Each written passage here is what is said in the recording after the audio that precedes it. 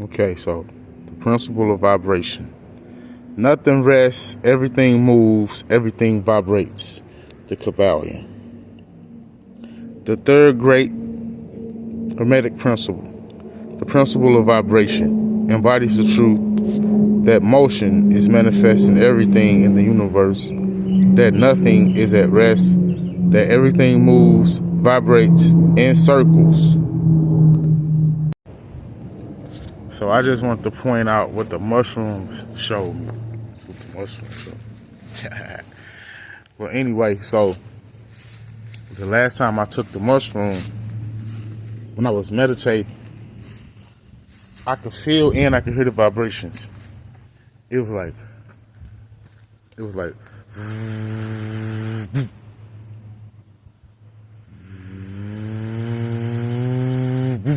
it kept doing that, right? So while I'm sitting there meditating, at first I wasn't really paying attention to it. Then I was like, hold on, that's them vibrations. So I was hearing it. And then I was like, I can feel it. Like I could feel my body vibrate. Then I started to look around, and it was very faint, because I only did like 3 grams, so it wasn't enough to go on a trip. But it was very faint, but I could still see the vibrations, like in the walls, in the objects in the room. Now let's continue.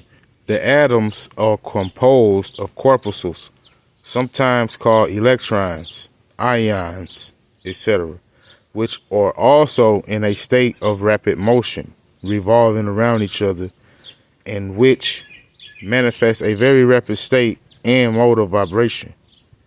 Light, heat, magnetism, and electricity are but forms of vibratory motion connected in some way with and probably emanating from the ether. Scientists have offered the illustration of a rapidly moving wheel. So imagine this as I'm saying it, or go on YouTube and look up a video about it. You know it's on there. Scientists have offered the illustration of a rapidly moving wheel, top, or cylinder to show the effects of increasing rates of vibration. The illustration supposes a wheel, top, or revolving cylinder running at a low rate of speed. We will call this revolving thing the object. And following out the illustration, let us suppose the object moving slowly. It may be seen readily, but no sound of its movement reaches the ear. The speed is gradually increased. In a few moments, its movements become so rapid that a deep growl or a low note may be heard. Then, as the rate is increased, the note rises on the musical scale. Then, the motion being still further increased, the next highest note is distinguished. Then, one after another, all the notes of the musical scale appear, rising higher and higher as the motion is increased. Finally, when the motions have reached a certain rate, the final note perceptible to human ears is reached. And the shrill, piercing shriek dies away, and silence follows. No sound is heard from the revolving object, the rate of motion being so high that the human ear cannot register the vibrations. That don't mean it ain't no sound going on. You just don't hear it. Then comes the perception of rising degrees of heat. Then, after quite a time, the eye catches a glimpse of the object becoming a dull, dark reddish color. As the rate increases, the red becomes brighter. Then, as the speed is increased, the red melts into an orange. Then the orange melts into a yellow. Then follow successfully the shades of green, blue, indigo, and finally violet as the rate of speed increases. What those colors sound like. Then the violet shades away and all the color disappears. The human eye not being able to register them, but there are invisible rays emanating from the revolving object. The rays that are used in photographing and other subtle rays of light.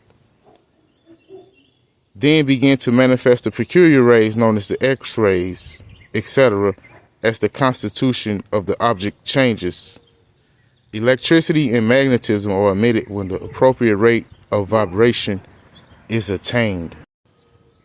These forms of energy, although much higher in the scale than matter, are imprisoned and confined in the material combinations by reason of the energies manifesting through and using material forms, but thus becoming entangled and confined in their creations of material forms, which to an extent is true of all creations, the creating force becoming involved in its creation.